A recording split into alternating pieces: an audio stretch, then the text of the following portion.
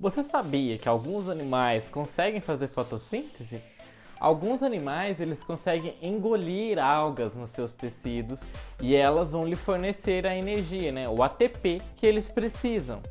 Nesse vídeo nós vamos conhecer alguns animais que conseguem fazer isso, que conseguem fazer fotossíntese, ou conseguem aproveitar a fotossíntese dos hospedeiros que estão neles, como é o caso da salamandra e de alguns outros animais que nós vamos ver aqui nesse vídeo. Nós vamos entender como é que eles conseguem fazer tamanha proeza, que nós imaginávamos ou imaginaríamos que seria uma coisa que somente as plantas poderiam fazer, E para não perder esse e vários outros vídeos que a gente sempre está lançando aqui no canal sobre conhecimentos científicos, curiosidades sobre as plantas, sobre os animais, sobre o comportamento humano e o comportamento dos animais também, além do das plantas, não se esqueçam de se inscrever aqui no nosso canal para estar sempre recebendo os conteúdos que estão saindo aqui.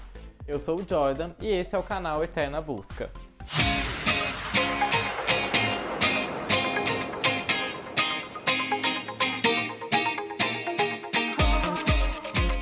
Primeiramente, nós vamos entender um pouquinho, ou relembrar o que é a fotossíntese, A fotossíntese ela é o processo de transformação de energia luminosa em energia química que vai ser usada no funcionamento metabólico dos seres vivos.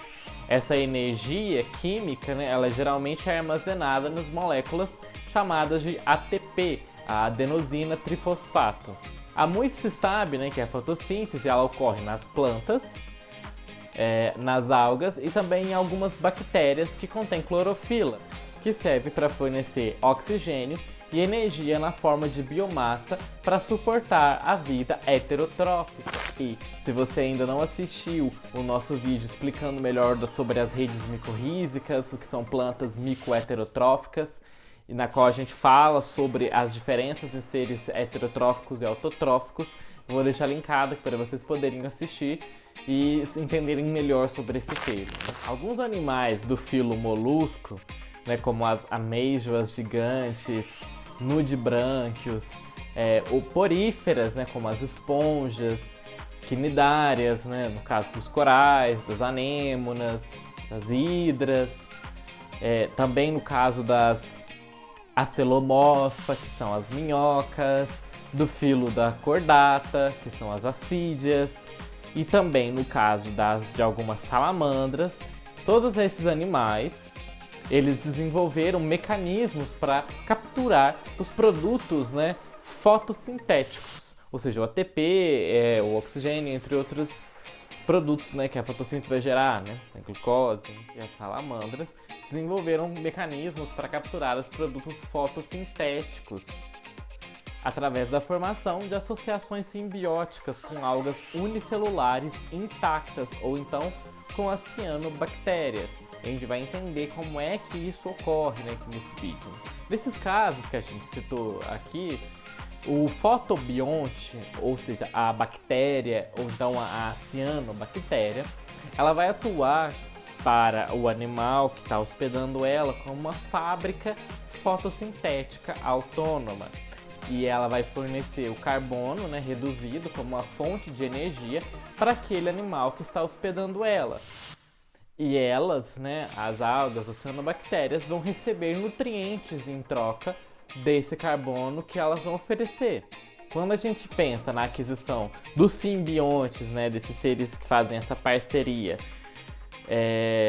entre o animal e a alga ou a cianobactéria, que é a que faz a fotossíntese, a gente aparece vários desafios ao pensar em como é que essa relação simbiótica vai acontecer. E entre esses principais desafios estão onde esse simbionte vai estar localizado em tecidos que já são diferenciados, em diferentes tipos de tecidos. Também existe o problema de como é que vai acontecer a regulação do ambiente na qual esse simbionte vai viver no corpo daquele animal. E há também a questão da transferência e da renovação de proteínas e de metabólitos do corpo do hospedeiro e também do corpo da bactéria ou da cianobactéria. há a questão também da evasão ou então da supressão da resposta imune do animal sobre aquela bactéria ou sobre aquela cianobactéria que está vivendo dentro dos seus tecidos. Como é que ela vai conseguir escapar dessa resposta imune que pode haver naquele corpo, né? E por fim, a gente também tem que pensar no problema de que para aquele animal, para que essa simbiose seja permanente, ou seja, para que ela permaneça em todas as gerações, como vai acontecer a transferência do simbionte, que é daquela alga ou da cianobactéria que faz a fotossíntese, para o animal, para os seus filhos? Como vai acontecer essa transferência? Essa transferência que é chamada, né, de germinativa. No animal hospedeiro, as algas simbióticas e as cianobactérias elas vão ser compartimentadas dentro de uma membrana. No caso dos quinidários, por exemplo, é nos simbiossomas. Ou então ela vai ser localizada em uma região específica, como o seio emal das tridacmas, ou na superfície epidérmica de certos assídeas, né?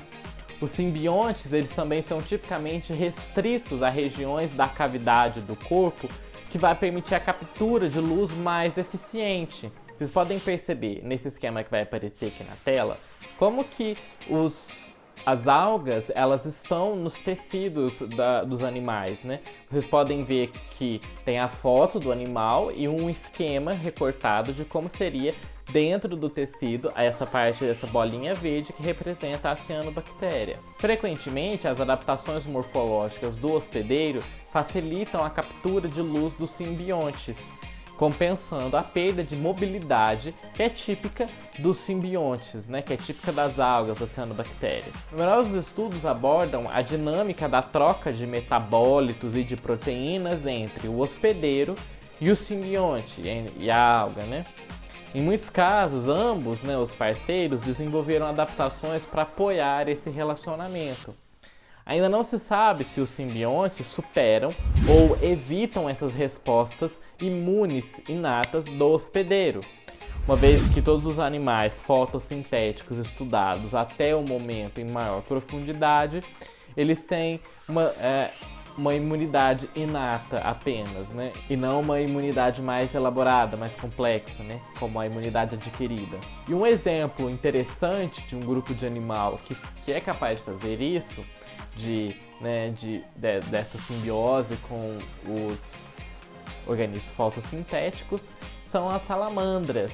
As salamandras, elas usam a tática de englobar a alga inteira nos seus tecidos.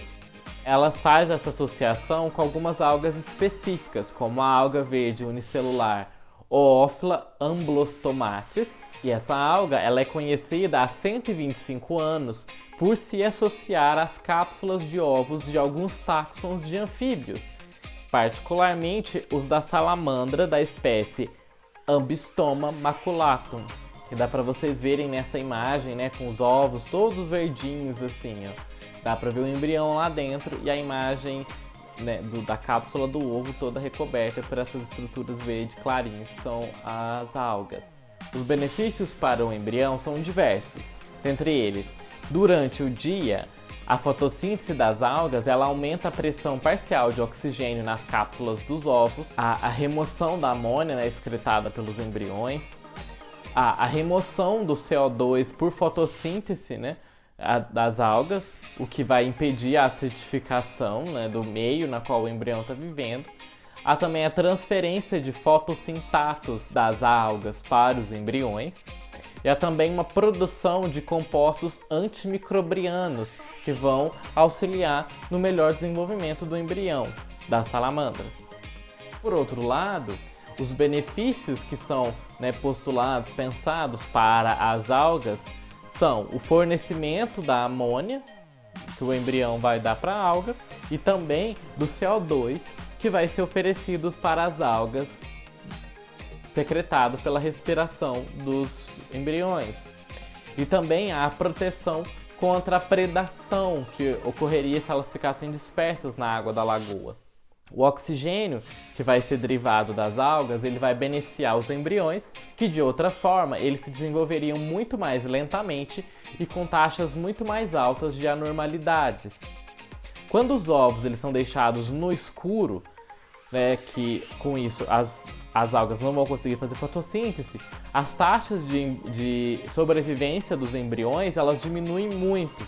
E o estágio, né, o tempo que os embriões vão demorar para eclodir, para sair do ovo, também aumenta drasticamente. Kenner, em 2011, demonstrou que as células das algas elas invadem os tecidos e também as células embrionárias do hospedeiro, né, da salamandra. Os autores também demonstraram a presença da alga nos tecidos dos ovidutos das salamandras adultas, sugerindo que ocorre a transmissão intergeracional. Ou seja, para outros animais, como nós vimos, que seria difícil pensar como é que a alga, né, que é o simbionte, é passado para os descendentes do animal hospedeiro, nesse caso das salamandras, foi possível perceber que se existe as algas nos ovidutos, né, que é onde os ovos vão ser colocados, né, durante o seu processo de formação, se foi detectado o RNA da alga ali, é provável que os ovos já venham, né, ou já possam ter as algas dentro. Embora os estudiosos apontam que as algas também são capazes de entrar nos tecidos dos ovos por meio da água na qual eles estão presentes, né? Nesse esquema que está aqui na tela, vocês vão perceber que dá para vocês verem o ovinho todo verde secado das algas, dá para ver também o embrião num close, que vocês vão ver que todos os pontinhos vermelhos são as marcações de onde as algas estão ocorrendo, e as outras imagens também são de diferentes tecidos com marcações que as algas estavam presentes na salamandra, tanto no embrião quanto na adulta. Nesse vídeo, nós aprendemos um pouco mais, né, sobre como é que os animais aproveitam da fotossíntese que os outros seres fazem, né, que as algas, que as cianobactérias fazem, nessa relação de simbiose, né, de apoio mútuo, semelhante àquela que acontece entre os fungos e as plantas, que nós vimos nos nossos vídeos anteriores. Se vocês ainda não assistiram, eu vou deixar aqui linkado para vocês aprenderem mais sobre a internet das árvores, né? Como é que as plantas se comunicam umas com as outras, como é que a floresta inteira está conectada, né? Apesar de tudo isso que a gente viu nesse nosso vídeo de hoje, essa não é a única maneira que os animais conseguem fazer fotossíntese. Existem outras formas. Existem pelo menos mais outras duas maneiras muito singulares de um animal conseguir fazer uma fotossíntese. E essas duas outras maneiras nós vamos ver no nosso próximo vídeo. Se vocês não quiserem perder esse nosso próximo vídeo, que nós vamos falar sobre os pulgões que conseguem fazer fotossíntese e também das lesmas que conseguem fazer, das lesmas do mar, né, que conseguem fazer fotossíntese, não se esqueçam de se inscrever aqui no nosso canal para você receber as notificações desse vídeo quando ele sair, e também dos outros tipos de vídeos que a gente faz aqui no nosso canal. Sempre saem vídeos novos nas segundas e nas sextas-feiras. Deixa aqui nos comentários desse vídeo também o que vocês acharam, se vocês sabiam que existiam animais que faziam fotossíntese, se vocês conheciam dessa habilidade muito particular de alguns animais.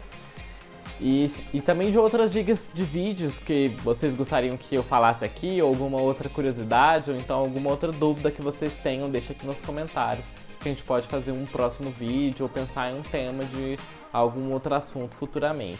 Então vejo vocês no nosso próximo vídeo e até a próxima!